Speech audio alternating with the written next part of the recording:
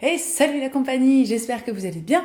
Je suis de retour aujourd'hui pour vous faire un petit haul. Ça fait longtemps. Quand ça fait longtemps, en règle générale, on est content. Donc allons-y. Alors je fais cette vidéo en partenariat avec Etsy.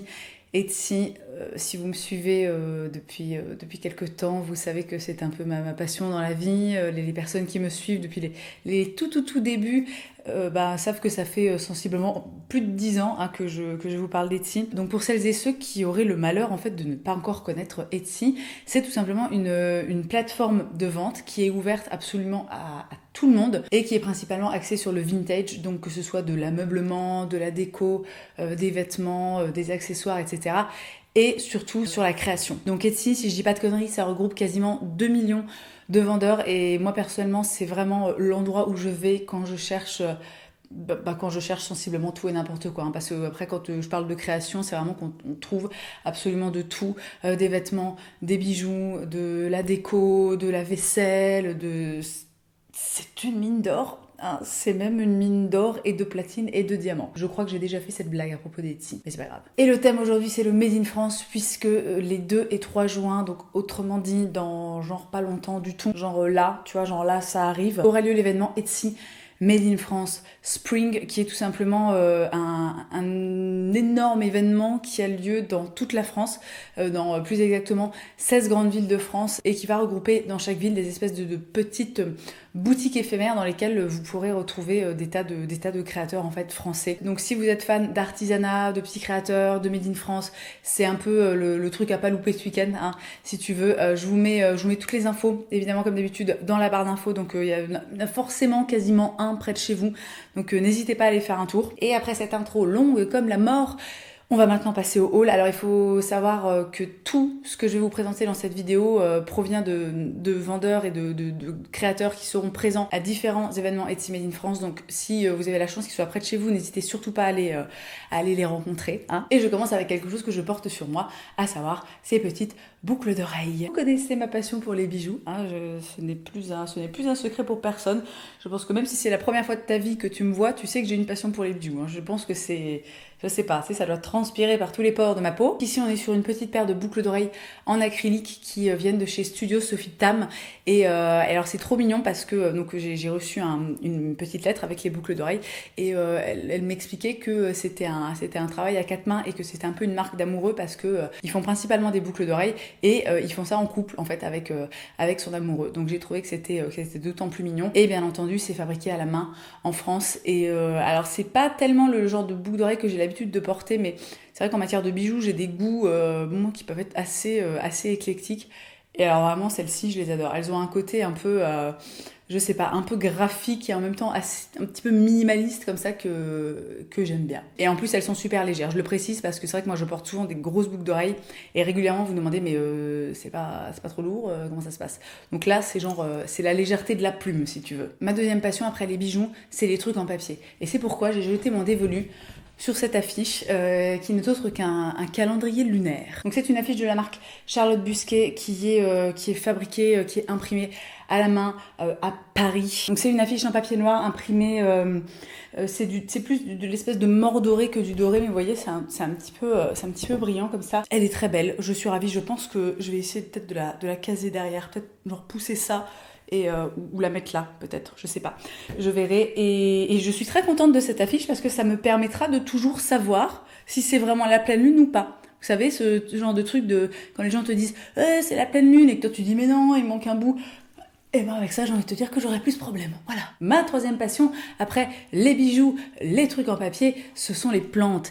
Et plus que les plantes, enfin au même niveau que les plantes, on va dire, ce sont les cache-pots. C'est pourquoi j'ai jeté mon dévolu sur ce cache-pot en béton de la marque Juliment. C'est un cache-pot en ciment, mais en béton quoi, tu vois. Mais je crois que c'est pareil, je suis pas sûre. Donc moi j'en ai choisi un avec un liseré doré, mais on peut aussi les avoir sans le petit liseré doré. Et je suis absolument ravie, c'est vraiment une très très belle, un très très bel objet. J'adore le béton, vraiment c'est une matière brute que je trouve hyper belle et hyper intéressante. Alors c'est marrant parce qu'elle fait aussi des petits bijoux. Elle met du ciment en fait dans des espèces dans des médaillons, tout court, avec une petite barre dorée qui passe au milieu. Je trouve ça hyper choupi. C'est un côté encore une fois qui est assez graphique, minimaliste. Et j'aime bien cette idée cette idée de trucs en béton comme ça. Et c'est pas trop lourd parce que il y en a pas beaucoup du béton, hein, voilà, c'est important de le préciser. J'ai aussi choisi ces petits cotons à démaquiller qui sont, mais alors tellement mignons. Ils viennent de chez Sweet Cotton and Paper Love. Évidemment, ils sont fabriqués à la main en France, hein, on s'en doute.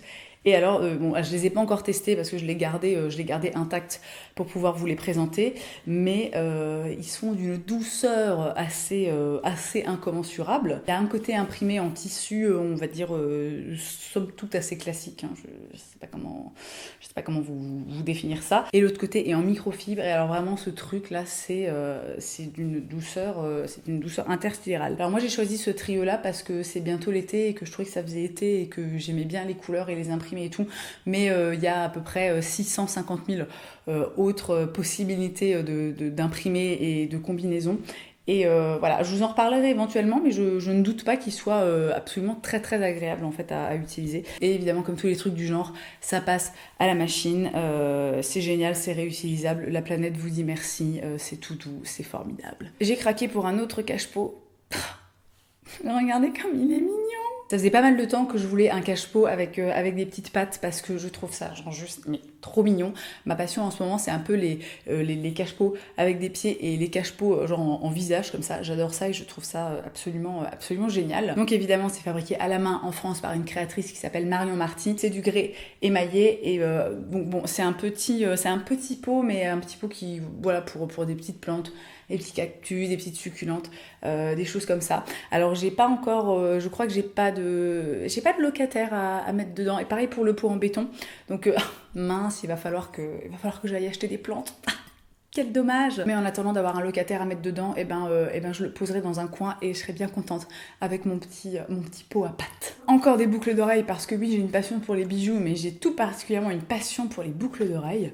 Ces petites beautés de chez La Claque. Et ces petites beautés-là aussi. Alors, c'est des bijoux qui sont en bois laqué. Donc, c'est assez marrant parce que c'est ultra supra méga léger.